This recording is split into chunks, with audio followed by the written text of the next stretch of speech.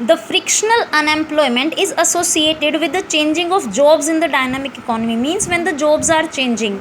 So within the time period when one person is changing job from one job to another, so in that duration he remains unemployed. So such type of unemployment is known as frictional. It arises because of these reasons. First is immobility of labor. Means labor do not move from one place to another. So that's why if the factory is being closed in that location and labor is not going to move from one place to another, so obviously the labor have to forcefully remain unemployed. Clear? Second is shortage of raw material. If raw material is available in a very short quantity, then only when till the raw material is not you can say consumed for producing the product, only then production is continue. After that there will be no need of labor because raw material is not available. Clear? Shortage of power. If electricity is not there, power is not there, then how we can produce the goods. Clear? So therefore factory owners will not employ the workers. Similarly, lack of information regarding job opportunities. If the people do not have information about the job opportunities, they are not applying for it, they are not getting the work. Clear?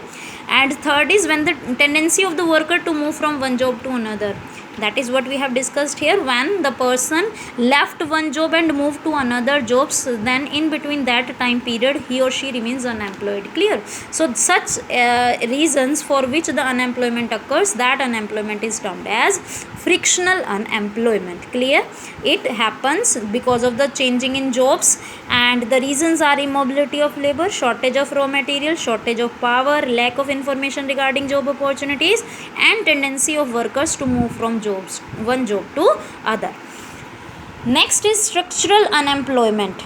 It results from long-term decline of certain industries. When certain industries, big industries were declined, then the person working in them, they become unemployed. That type of unemployment is known as structural unemployment. Clear?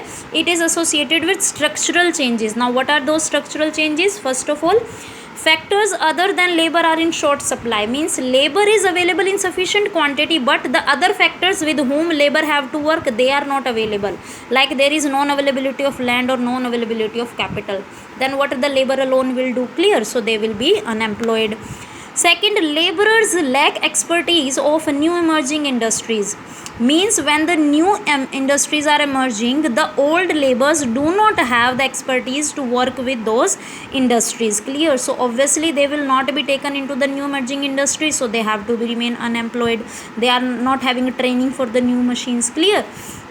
And third, when there is change in the production technique, when a company changes its production technique, like earlier they were using labor intensive techniques, so they have to employ more and more labor, but now they are changing their production technique to capital intensive technique. Means now they are not producing the goods manually, they are purchasing machines to produce the goods. Then no doubt they have to retrench many workers from the job. So in this situation also the person became unemployed. Clear? So the structural unemployment results from the long-term decline of industries due to the non-availability of other factors than labor, due to the lack of expertise of the laborers for new emerging industries, and due to change in the production technique. So this is the frictional unemployment and structural unemployment.